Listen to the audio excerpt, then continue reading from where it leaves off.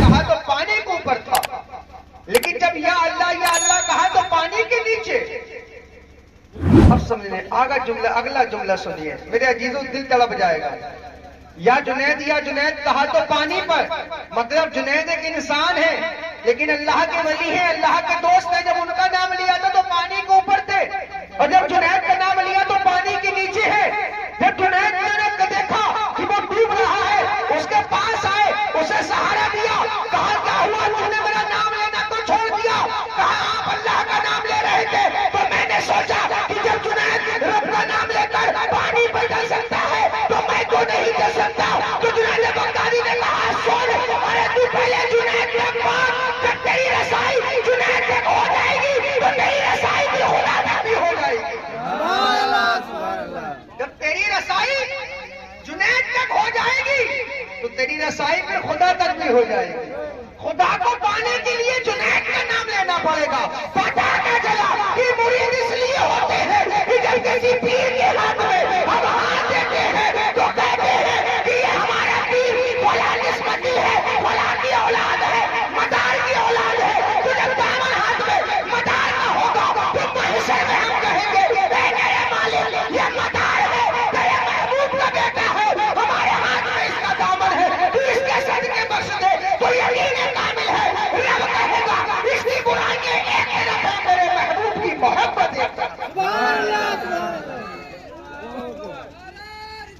یا رسول اللہ، یا علی، بیڑا پار، بیڑا پار۔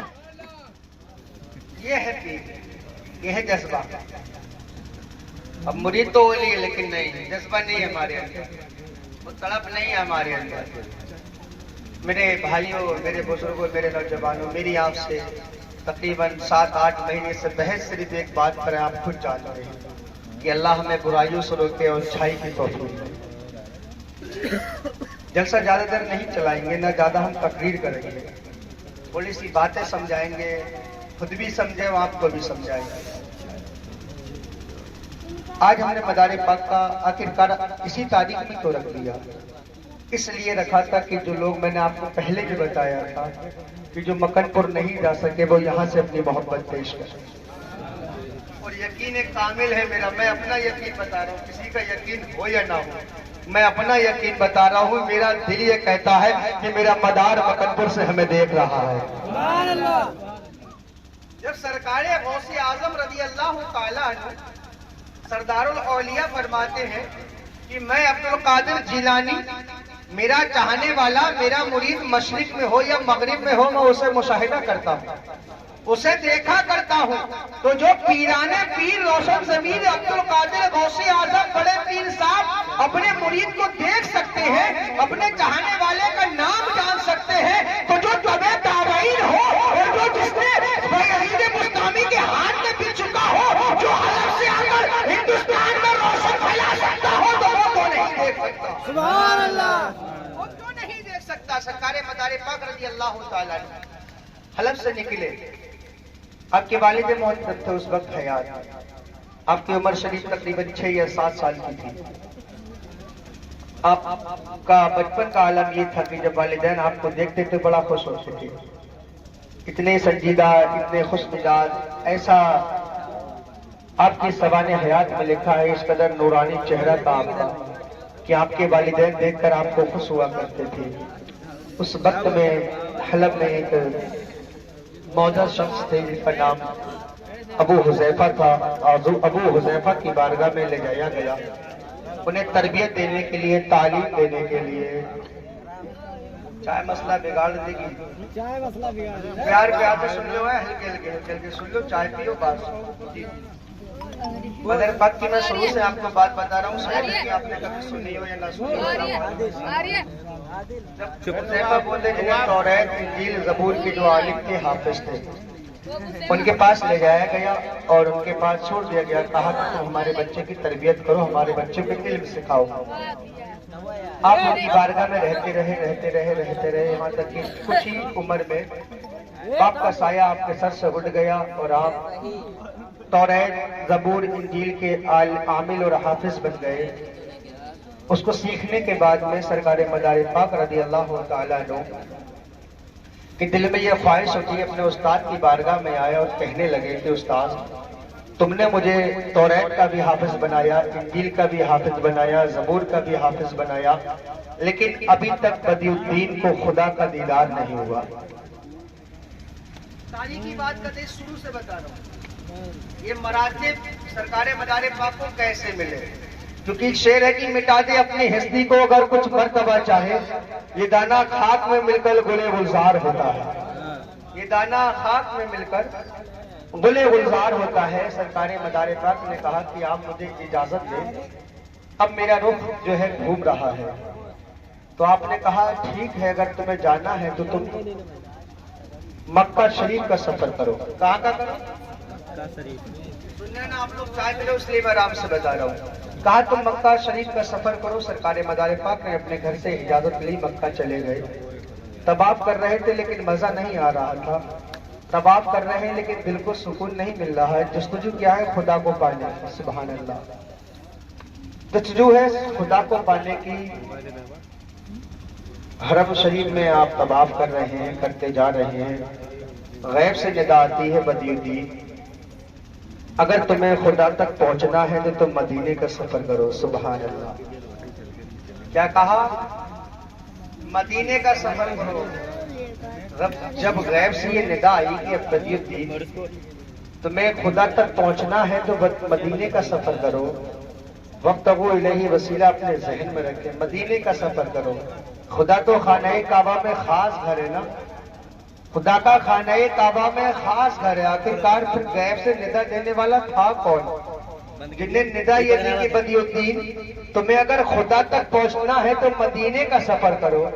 اب یہ جواب ان لوگوں کے لیے بھی ہے جو کہتے ہیں کہ ڈائریکٹ خدا سے مانگو، ڈائریکٹ خدا کے پاس جاؤ، ڈائریکٹ خدا سے لو۔ یہ دنیا والے، یہ اولیاء اللہ، یہ نبی کچھ نہیں دے سکتے۔ میں پوچھنا چاہتا ہوں میرات المداری کے حوالے سے کہ وہ غیب سے ندا دینے والا خانہ کعبہ میں کون تھا کہ جس نے بدی الدین کے دل میں یہ ندا ڈالی کہ یہ بدی الدین تمہیں یہاں کچھ نہیں ملنے والا، اگر تمہیں خدا تک پہنچنا ہے تو تم مدینے کا سفر کرو۔ جو مدار پاک مدینہ گئے، مدینہ جانے کے بعد وہ حضور کے روضے کے سامنے بیٹھ کے ریاضت میں مشغول ہو گئے، رونا شروع کر دیا تو غیب سے ندا آتی ہے، بیٹے بدی الدین پریشان نہ ہو، تجھے خدا تک پہنچنا ہے، تو ضرور خدا تک پہنچے گا۔ جب اتنا جملہ، اتنا لفظ کانوں میں پہنچے تو چین قرار آ گیا۔ قرار آنے کے بعد میں سرکار نے اپنے بیٹے بدی الدین سے کہا کہ پریشان نہ ہو، انشاءاللہ تعالی تم حق تک پہنچو گے، اور حق کی جو تلاش میں نکلتا ہے اسے حق ضرور ملا کرتا ہے،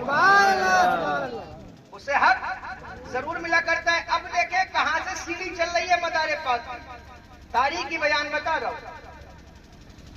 حضور نبی کریم صلی اللہ علیہ وسلم جب سرکار مدار پاک کو تربیت دے رہے تھے، اس وقت مولا کائنات بھی جلوہ افروز تھے، سبحان اللہ۔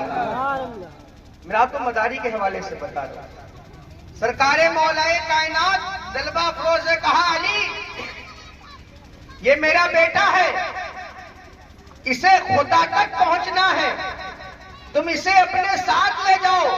اب توجہ کرنا، اپنے لوگوں نے نام تو سنا ہے قطب المدار، آخر تاجر ملا کہاں سے؟ قطب المدار مدار پاک بنے کہاں سے؟ میں آپ کو بتا رہا ہوں تاریخی حوالے سے۔ حضور نے کہا اے علی تم اسے اپنے ساتھ لے جاؤ، یہ میرا بیٹا ہے اور یہ آنے والے وقت کا قطب المدار ہے۔ سبحان اللہ، یہ آنے والے وقت کا قطب المدار ہے، یہ میری زبان نہیں ہے، آمنہ کے لال کی زبان ہے۔ کالے خدا کالے محمد، فرمان نہ بدلا جائے گا، بدلے گا زمانہ لاکھ مگر قرآن نہ بدلا جائے گا۔ علی یہ آنے والے وقت کا قطب المدار ہے۔ قطب المدار کو کتابوں میں اگر تلاش کرا جائے تو سرکار مخدوم اشرف سمنانی لطائف اشرفیہ میں فرماتے ہیں قطب المدار وہ مرتبہ ہے کہ جس کی رہنمائی میں، جس کی نظروں کے سامنے عالم میں کام ہوا کرتا ہے۔ مدار پاک کی پاور بتا رہا ہوں، وہ پاور ہے مدار پاک کی مخدوم اشرف سمنانی کی کتاب کے حوالے سے کہ میرے مدار کی وہ طاقت ہے کہ میرا مدار چاہے تو فرشتوں کو بھی ایک کام سے دوسرے کام پر لگا سکتے ہیں۔ یہ میں نہیں کہتا، یہ مخدوم اشرف سمنانی کی کتاب کہتی ہے، اور اگر ملنا ہے تو جاؤ کچھوچا اور پوچھو سرکار مخدوم اشرف سمنانی، تم نے یہ تو فساد پھیلا دیا، تم نے تو یہ بات خراب کر دی کہ مدار کا پاور یہ ہے کہ وہ فرشتوں کو ایک کام سے دوسرے کام میں لگا سکتے ہیں۔ آخرکار یہ بات تم نے کیسے کہی؟ جو سرکار مخدوم سمنانی کہتے ہیں کہ یہ میں نے بات ہمائیوں میں نہیں کی، کیونکہ جب نبی نے کہا تھا علی اسے لے جاؤ، یہ اپنے وقت کا قطب المدار ہے، تو جب میں نے قطب المدار کا معنی نکالا تو مجھے پتا چلا کہ قطب المدار وہ ہوتا ہے جو عالم کو پالنے والا ہوتا ہے۔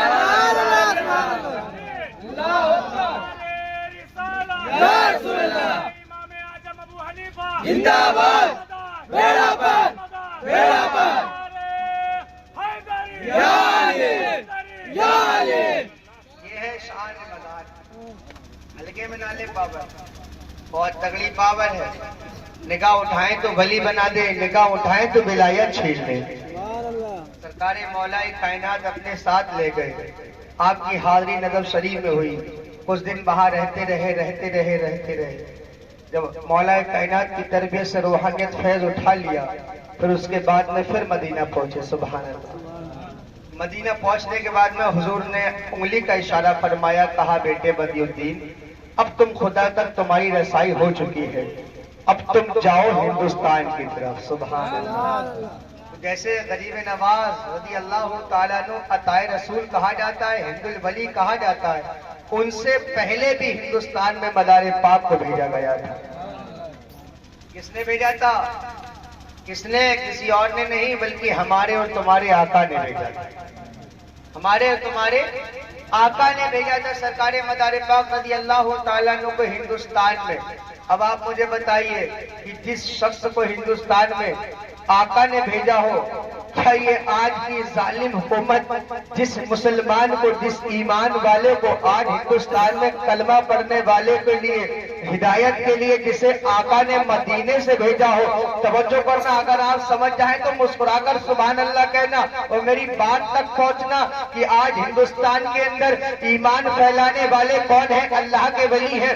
ایمان بچانے والے کون ہیں؟ امام اہل سنت ہیں جو ہمارے رہنمائی فرماتے ہیں۔ آج ایمان بچانے والے کون ہیں؟ جو اہل سنت کے علماء ہیں۔ انہوں نے ایمان بچایا، لیکن ایمان پھیلایا کس نے؟ مدار پاک نے انڈیا کے اندر ایمان پھیلایا۔ اب اپنی توجہ کرنا میرے نوجوان ساتھیوں، میرے بھائیوں، اپنے ذہن کو دوڑانا کہ آج اگر کوئی سوچے کہ ہم ایمان والے انڈیا سے ختم کر دیں گے، اگر کلمہ پڑھنے والوں کا انڈیا سے نام و نشان مٹا دیں گے، تو میں کہنا یہ چاہوں گا، اگر دل میں تمہارے طلب ہو تو طلب جانا کہ ہم لوگوں کے لیے، ہدایت کے لیے، کلمہ پڑھنے والے کے لیے کسی نے مجبور نہیں کرا تھا، بلکہ آمنہ کے لال نے مدینے میں کہا تھا تم ہندوستان جاؤ اور ایمان کی روشنی پھیلانا، تو پتہ نہ چلا کہ ہمارے اندر ایمان کہیں اور سے نہیں آیا بلکہ مدینے سے چل کے آیا۔ نعرہ تکبیر، نعرہ رسالت، نعرہ رسالت، عرص مقدس، عرص مقدس، دمدار، دمدار، نعرہ حیدری۔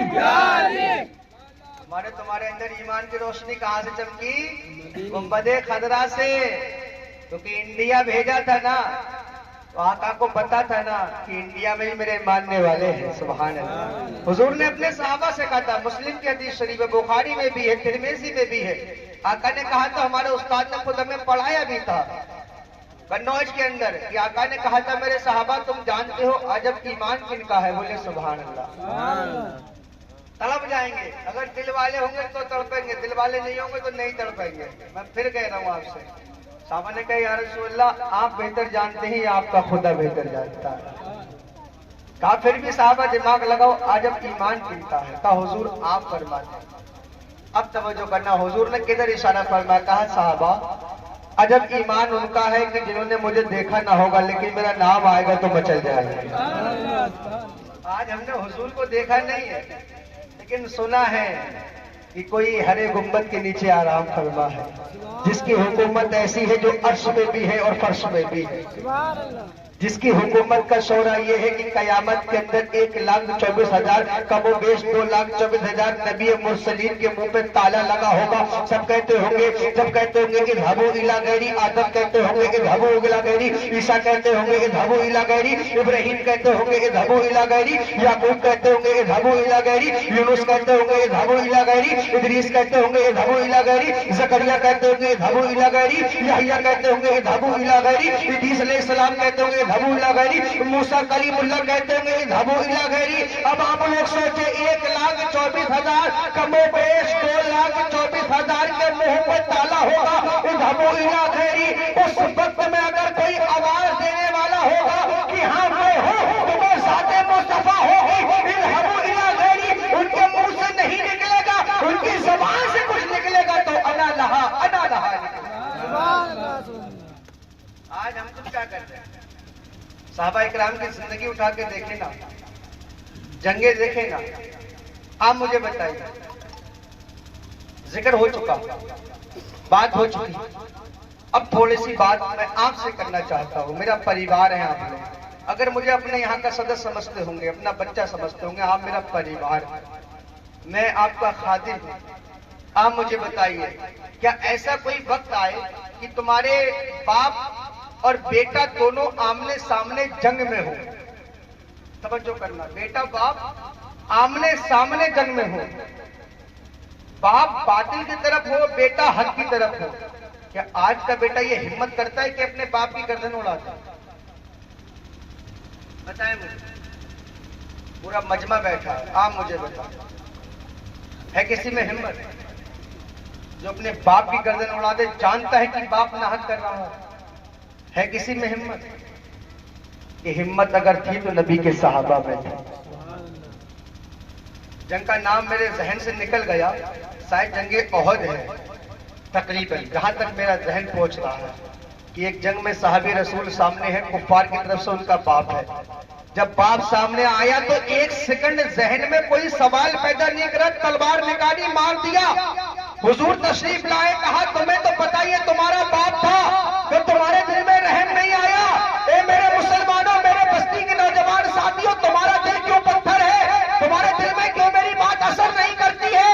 جب حضور نے کہا کہ تمہیں پتہ نہیں تمہارا باپ تھا, تو تمہاری تلوار لرزی کیوں نہیں, تمہارا جسم کانپے کیوں تو نہیں؟ تو اس صحابی نے قدم مصطفیٰ کو چوم کے کہا تھا کہ یا رسول اللہ, جو تمہارا نہیں وہ میرا نہیں, اور یا رسول اللہ یہ جو میرا باپ ہے, اگر میرا خاندان بھی کفار کی طرف سے آتا تو میں ایک سیکنڈ نہ لگاتا. تو پتہ کیا چلا کہ نبی کی محبت ہی سب سے افضل ہے. انہیں جانا, انہیں مانا, کہ رکھا خیر سے کام, للہ الحمد میں دنیا سے مسلمان. آج ہمارا ایمان کیا ایمان ہے؟ مجھے بتائیں کیا ایمان ہے, کیا ایمان ہے ہمارا تمہارا؟ آپ مجھے بتائیں. صاف لفظوں میں بات کروں گا, خنزیر کا ترجمہ آپ لوگ جانتے ہیں سور کہتے ہیں. اب آپ میں مشہور ہے کہ سور کا نام لینے زبان گندی ہو جاتی ہے. کیوں؟ قرآن کا ترجمہ کرے, خنزیر کا معنی کیا نکالیں گے؟ قرآن عربی میں, جو لوگ عربی سمجھتے ہیں نا, قرآن عربی میں نا, اس کا ترجمہ نکالو, کیا کرو گے؟ اب جو بات کہنے جا رہا ہوں سنو, اور آج توبہ کر کے اٹھنا. بہت دن ہوگا اس چیز کو دیکھتے ہوئے, رسم بنا لی ہم تم نے. سور کھا سکتے ہیں آپ لوگ؟ نہیں کھائیں گے نا. کیوں نہیں کھائیں گے؟ مولانا صاحب وہ حرام ہے, غلط ہے, نجس ہے, حرام ہے نا.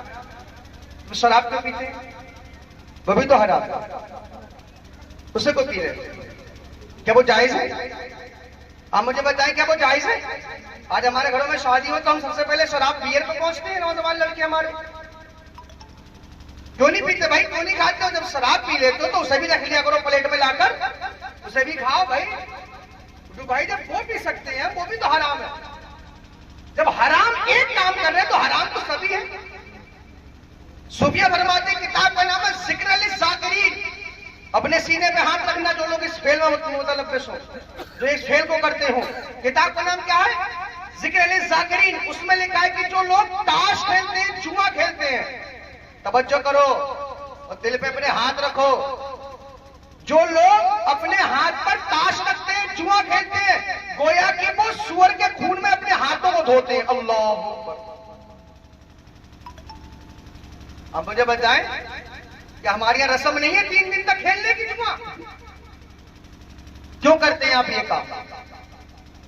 सुअर से परहेज है तो खाओ ना उसे, तब जाने हम तुम लोग बहुत सब बेहतरीन वाले मुसलमान। उसके खून में हाथ धोना अच्छा है क्या? जिक्र अली जाकिरीन किताब का नाम है।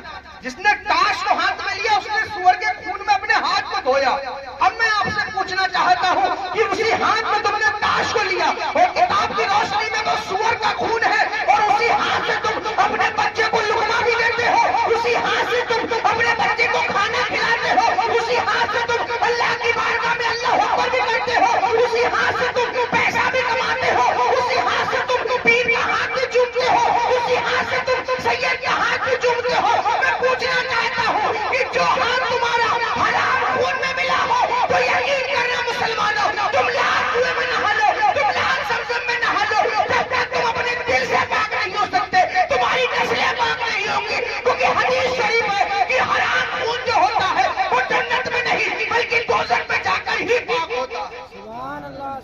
हराम खून को तेल में तला जाएगा, जिसके अंदर हराम खून होगा उसे तेल में तला जाएगा, और दोज़ख में तेल में तलने के बाद में जब उसका हराम खून उसके अंदर से निकल जाएगा फिर उसे निकाल कर जन्नत में डाला जाएगा। अरे क्यों हम नहीं समझते? क्यों मौलाना की बात असर नहीं करती?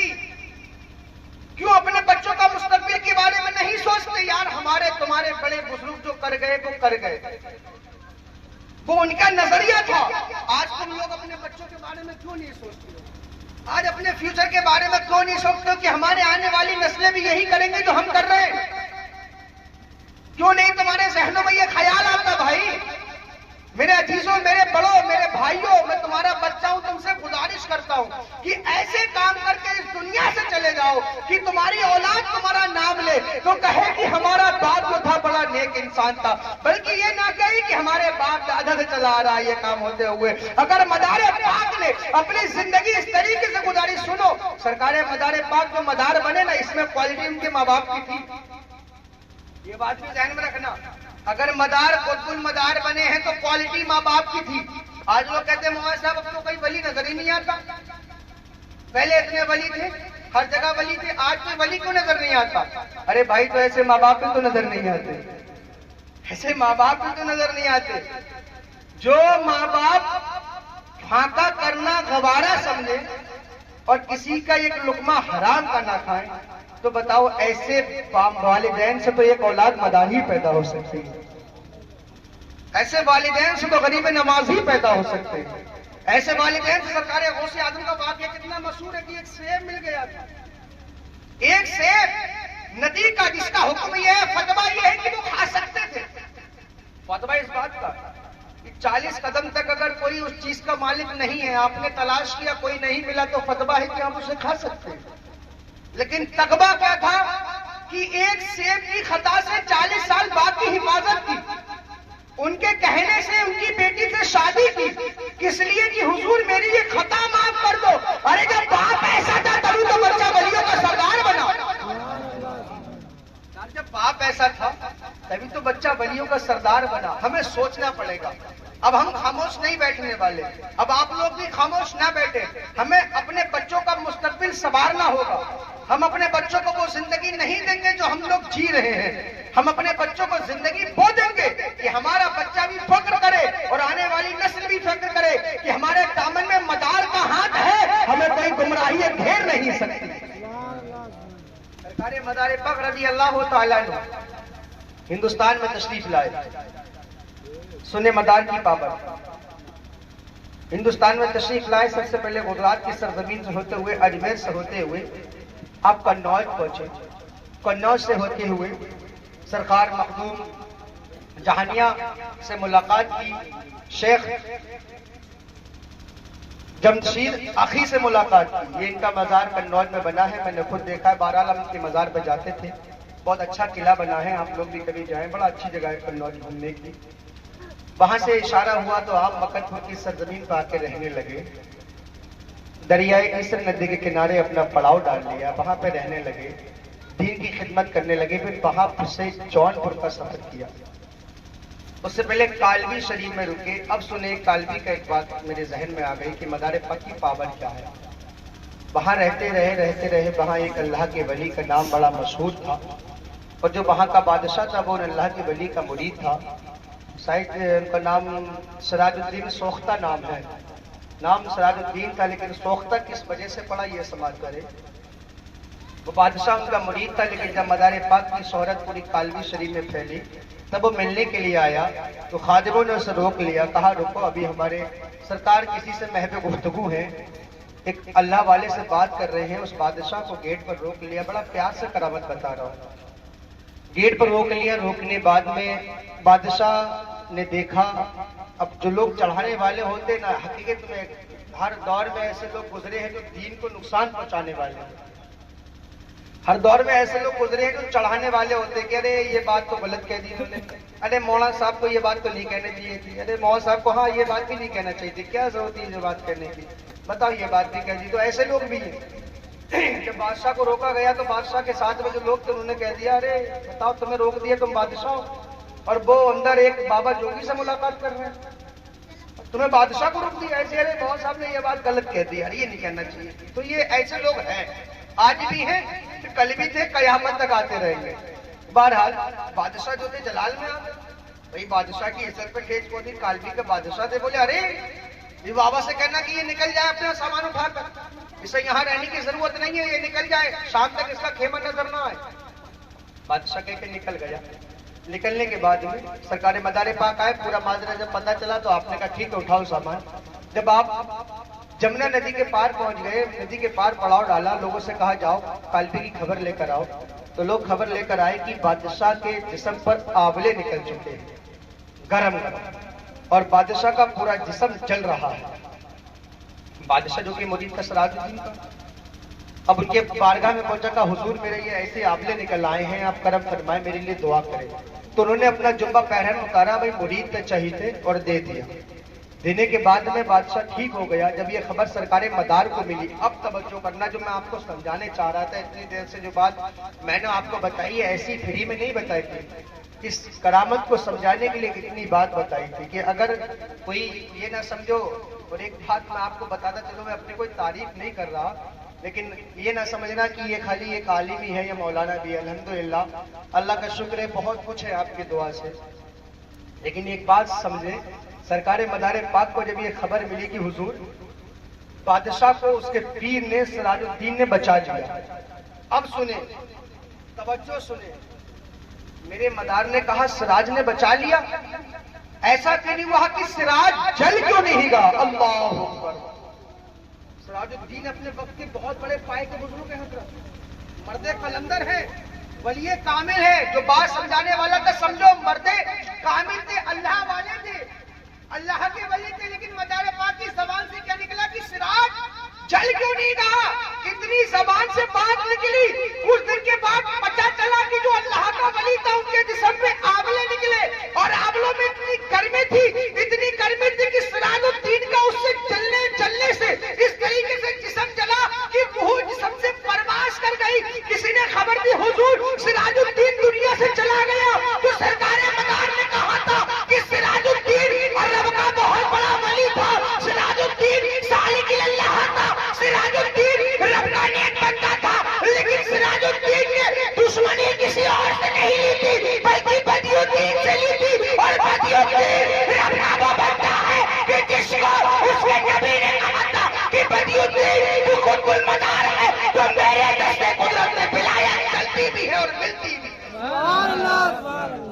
मेरे दस्ते कुदरत में विलायत चलती भी है और छिनती भी है। सरकारे मदार पाक ने उनका सिलसिला ही सोख्त कर दिया, यहाँ से उनका नाम सिराजुद्दीन सोख्ता पड़ गया, उनका ना कोई सिलसिला हुआ, ना कोई उनका मानने वाला हुआ। कालवी में उनकी मजार आज भी है, लेकिन कोई ज्यादा आता जाता नहीं है। पता का चला कि निगाहें मर्द मोमिन से बदल जाती है तकदीरें, अगर हो सो गई यकीन तो कट जाती है जंजीरें। मेरे अजीजों, किसी को हल्के में लेने की कोशिश मत करना, किसी गरीब की आहावी अर्शे आदम को हिला देती है, किसी गरीब की आहावी अर्शे आदम को हिला देती है।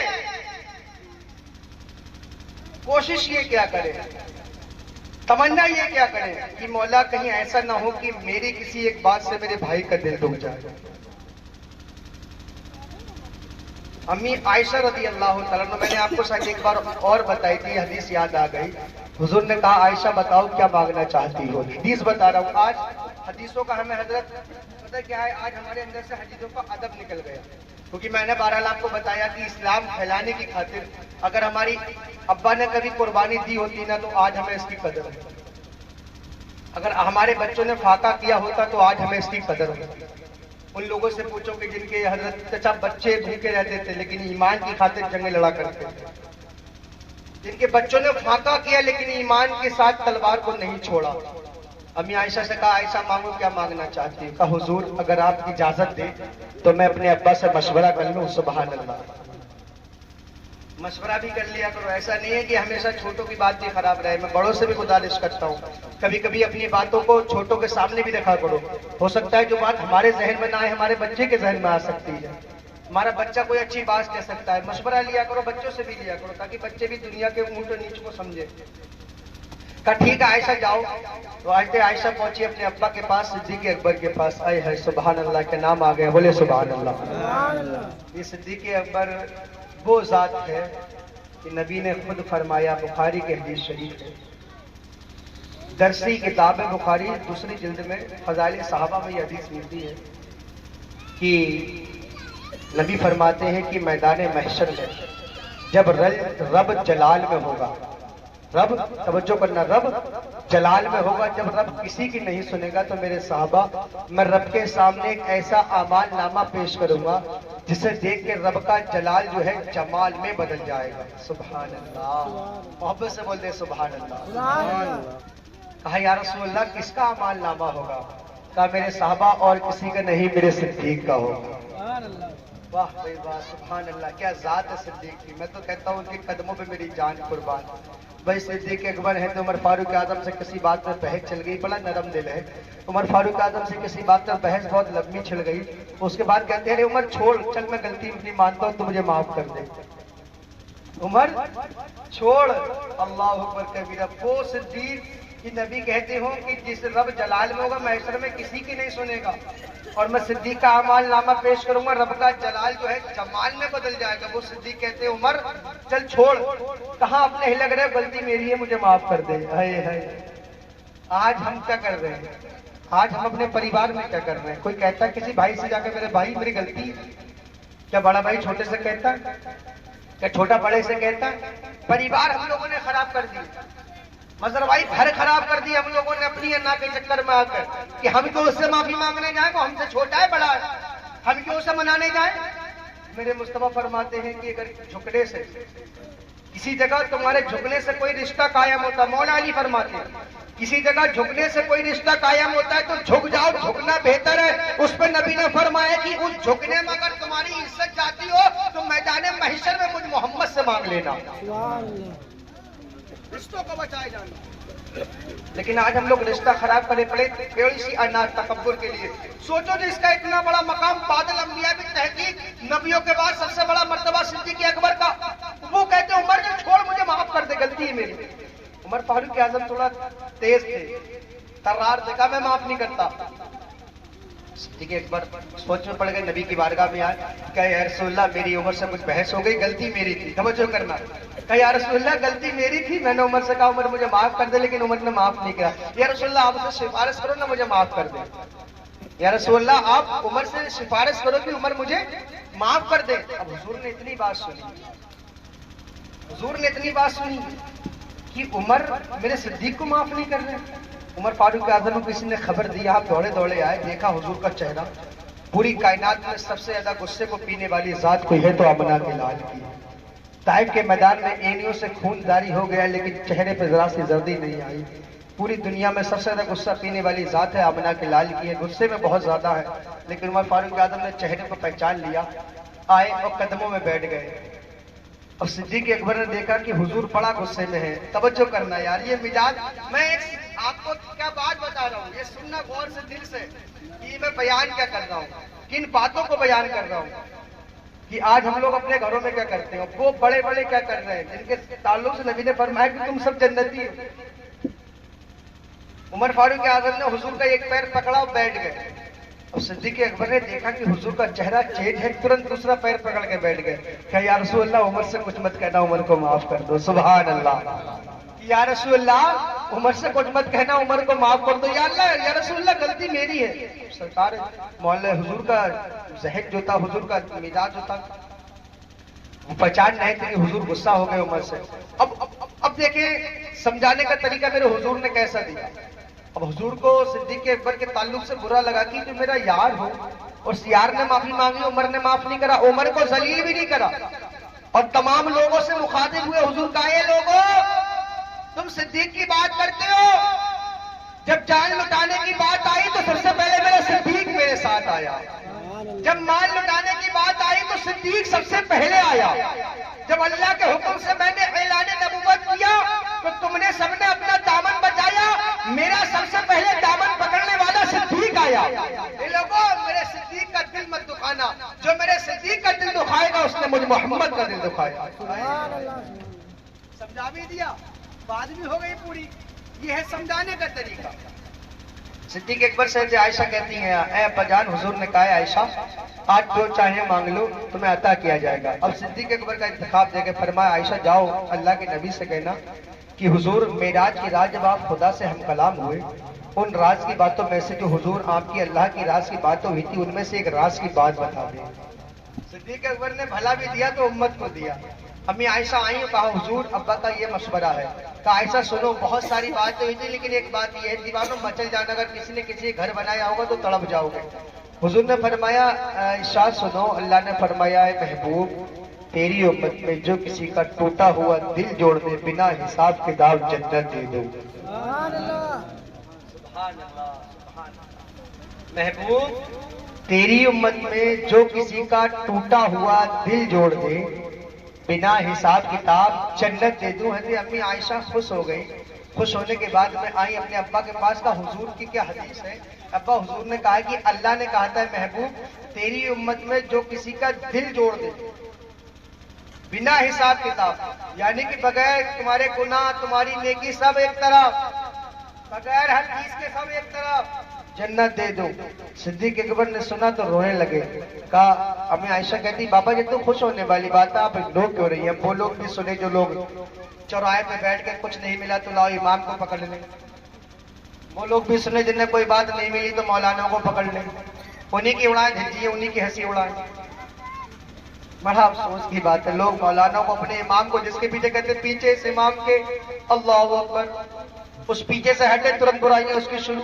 امام نے آج وہاں پہ یہ کر دیا، امام نے آج یہاں پہ یہ کر دیا، امام کو ایسا نہیں کرنا چاہیے تھا، امام صاحب ایسے ہیں، امام صاحب ایسے ہیں. یار تجھے کل کو آنا میرے پیچھے ہے میرے بھائی. اپنی آخرت کیوں خراب کرنا، اپنی نمازیں کیوں خراب کرنا؟ میں ہوا کوئی اور بھی ہوا، کسی امام کے دل سے مت کھیلا کرو، کیونکہ جب امام کے دل سے آہا نکلتی ہے نا تو عرش اعظم تک پہنچتی ہے. یہ یاد رکھنا، جو تمہاری نمازیں مصلی پہ لے کر کھڑا ہو سکتا ہے تمہاری نمازوں کا حساب تم نہیں دو گے. یہ پڑھے لکھے لوگ بیٹھے میں سمجھا رہا ہوں، تم اپنی باجماعت نمازوں کا حساب تم نہیں دو گے، تمہارا امام دے گا.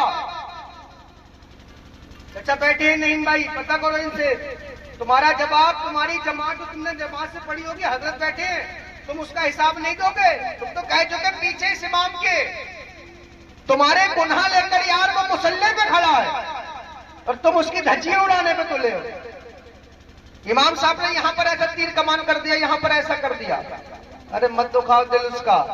اور مصطفیٰ کی حدیث شریف میں سمجھاتا چلوں، اگر تمہیں سمجھ میں آئے تو سمجھ لینا. نبی نے فرمایا کہ جس کے دل میں علماء کے تعلق سے گندگی بھری ہوگی، صاف لفظوں میں سنیں، جو علماء کی برائی کرنے والا ہوگا، عالموں سے نفرت رکھنے والا ہوگا، ہر وجہ ہر جگہ علماء کی برائی کرنے والا ہوگا، اللہ اس کی 7 پشتوں سے علم اٹھا لے گا. اللہ اکبر. 7 نسلوں میں اس میں کوئی عالم پیدا نہیں ہوگا.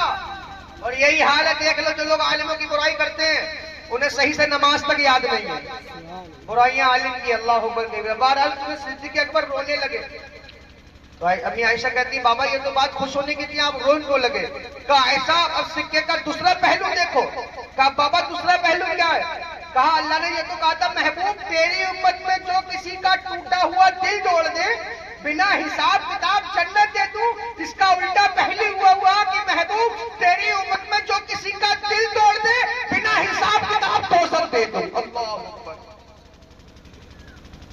گھر پہ لیٹنا، جانا، سوچنا کہ جان کر انجان کر. اور ایک چیز بتا دوں، ایک میرے ذہن میں بہت دن پہلے کسی نے کہا تھا کہ حضرت کچھ حقوق پر تقریر کر دینا.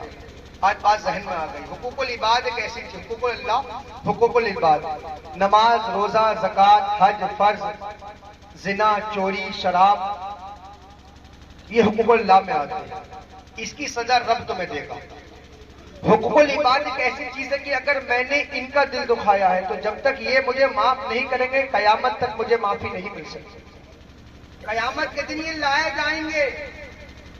حضرت بیٹھے ہیں، یہ بھی مسجد کے امام ہیں، ستن شریف میں امامت کرتے ہیں. حضرت تو درگاہ ہے وہاں مسجد ہے، وہاں کے امام صاحب ہیں، بہت بہترین شخص ہے، روحانیت کے حامل ہیں.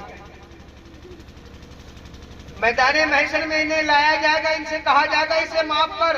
اب اگر یہ علماء لکھتے ہیں اگر یہ معاف کرنے کی اگر وہاں پر اجرت نہیں مانگیں گے تو دینا پڑے گی. اور 10 پیسے اگر کسی کے کھائے ہوں گے تو توجہ کر کے کان کھول کر سننا، 10 پیسے اگر کسی کے کھائے ہوں گے تو مقبول 70 نمازیں دینا پڑیں گی. مقبول ہوئی یعنی کہ جو رب کی بارگاہ میں قبول ہوئی ہوں گی 70 نمازیں. توجہ کرے، پوری پوری ڈیگے نکلنے والے، پوری پوری پراپرٹی نکلنے والے، سگے بھائی کے حق دبانے والے، پوری پوری کھیتوں پہ قبضہ کرنے والے قبضہ کرے بیٹھے ہیں. یہاں 10 پیسے میں 70 مقبول نمازیں حضرت چھینی جا رہی ہیں. سوچو اگر 10 بیگھے کھیت ہوگا کتنے کی پراپرٹی ہوگی؟ کتنی نمازیں تو پڑھی بھی نہیں ہوگی بھائی. لوگ مسجد تو بنا دی پل بھر میں، ایمان کی حرارت والوں نے من اپنا پرانا پاپی تھا برسوں میں نمازی بن نہ سکا. مسجد بنانے سے کوئی فائدہ نہیں، جب تک سر سجدے میں نہ ہو کچھ بھی کر لو، ہے نا. تو اب سوچو کہ دل توڑ دے، اور لوگ امام کا دل توڑ بیٹھے، علماؤں کا دل توڑ بیٹھے. آج نہیں کل نہیں، اور آپ بھی دیکھیں گے اور زمانے نے دیکھا کہ جو لوگ بھی مولانا کے اماموں کے پیچھے پڑے ان کی موت بڑی بری طرح سے ہوتی. ہم لوگوں نے اپنے یہاں بھی دیکھا تھا. اس لیے علماؤں کی عزت کرو یار. سب سے بڑا اگزامپل یہ تمہارے سامنے ہے کہ نبی کی حدیث شریف کا ہمارا ایمان.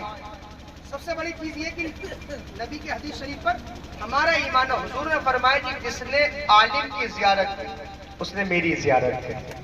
سبحان اللہ. جو عالم سے مصافحہ کیا اس نے مجھ سے مصافحہ کیا. جو عالم کی مجلس میں بیٹھا وہ میری مجلس میں بیٹھا. العلماء ورثۃ الانبیاء. سب سے بڑی مثال یہ ہمارے سامنے رکھی ہے. لیکن ہاں ایک بات یہ ذکر کر دوں کہ عالم بھی اسی حساب کا کوالٹی کا ہونا چاہیے. بات دونوں طرف کی ہونا چاہیے بھائی. اب عالم صاحب ایسا بھی نہیں کہ خالی مدرسے دستار لے لیے بس اپنے علامت میں مستن پھر رہے، ایسا بھی نہیں. عالم کے لیے بھی پرہیزگار ہونا ضروری ہے، کیونکہ اللہ کے نزدیک علم پرہیزگار نہیں ہے، علم والا معتبر نہیں ہے. اللہ کے نزدیک وہ ہے جو تم میں سب سے زیادہ پرہیزگار ہے. یہ بات بھی ذہن میں رہے بھائی. یعنی کہ پوری گفتگو کا محصل نچوڑ کر میں لانا چاہتا ہوں. میری تمام باتوں کا محصل یہی ہے کہ زندگی اپنی عشق مصطفیٰ میں ایسی گزارو کہ جو شعر میں پڑھتا ہوں کہ ہم شہر نبی کی سیل لیں گے کبھی ادھر سے کبھی ادھر سے، ہم ان کے روضے کی جالی کو چوم لیں گے کبھی ادھر سے کبھی ادھر سے. اما اتنا تو دیوانہ ہو کے مرنا کہ میرے نبی کے عشق میں مرنا کہ لوگ دیکھیں تیرا جنازہ کبھی ادھر سے کبھی ادھر سے. ایسی موت آئے کہ لوگ کہیں کہ بھائی یار ایک بار تو اس کا چہرہ دکھا دو، بڑا نمازی تھا، بڑا نیک پرہیزگار انسان تھا، بھائی ایک بار اس کا چہرہ دکھا دو. لوگ تمنا کریں کہ ارے فلاں شخص کا انتقال ہو گیا، ارے ہمیں اس کا چہرہ بھی دیکھنے کو نہیں ملا، بڑا معجز انسان تھا. ایسا نہ ہو کہ لوگ سنیں فلاں کا انتقال ہو گیا کا بہت خوب مر گیا مردود فاتح نظرود. ایسے بھی انتقال ہوتے ہیں بھائی. لوگ کہتے ہیں بہت بڑھیا نا مر گیا یار خرافات کا ماحول سیریا مر گیا بھیا بڑا خرافاتی انسان تھا، ارے بڑا بیکار انسان. ایسی موت مرنے سے کوئی فائدہ نہیں. مرو تو ایسی موت مرو کہ 4 آدمی بیٹھ کر تمہارے جانے کے بعد بھی تمہاری یاد میں رب کی بارگاہ میں ہاتھوں کو اٹھا کے کہے مولا تیری بارگاہ میں جو گیا بڑا نیک انسان تھا، اے رب کریم تیری بارگاہ میں جو گیا ہے بڑا خلوص مند آدمی تھا، مولا اپنے حبیب کے صدقے سے گناہوں کی مغفرت کر دے. ایسی موت مرو. اور ذکر مصطفیٰ میں اللہ کی بارگاہ میں دعا ہے کہ مولا ہمیں جلائے تو ذکر نبی میں، ہمیں موت آئے تو ذکر نبی میں۔ اللہ کی بارگاہ میں دعا ہے کہ مولا میرے کہنے میں، آپ کے سننے میں جو اغلاط واقع ہوئی ہے اللہ اس کو معاف فرمائے۔ اللہ پاک ہماری اس محفل کو اپنی بارگاہ میں قبول فرمائے۔ اللہ پاک ہمارے تمام صغائر و تمام کبائر گناہوں کو معاف فرمائے۔ اللہ پاک ہماری اس حاضری کو سرکار مدار کی بارگاہ میں قبول فرمائے۔ آج سچے دل سے، اگر سچے دل سے توبہ کرنا چاہتے ہو تو بتاؤ، سچے دل سے توبہ کرو گے نا؟ سچے دل سے توبہ کرنا چاہو گے بولے انشاءاللہ۔ ہاتھوں کو اٹھا کے بول دے یار کہ انشاءاللہ۔ اور یا اللہ میں آج اپنے تمام اگلے پچھلے گناہوں کی ایک دوسرے کو گواہ بنا کر توبہ کرتا ہوں، مولا میری توبہ کو اپنی بارگاہ میں قبول فرما۔ تو مولا آج کے بعد میں جان کر کوئی گناہ نہیں کروں گا، جان کر کوئی گناہ نہیں کروں گا۔ تاش کے پتوں کو ہاتھوں میں بول دو یار، تاش کے پتوں کو ہاتھوں میں، شراب کو ہاتھوں میں نہیں لگائیں گے۔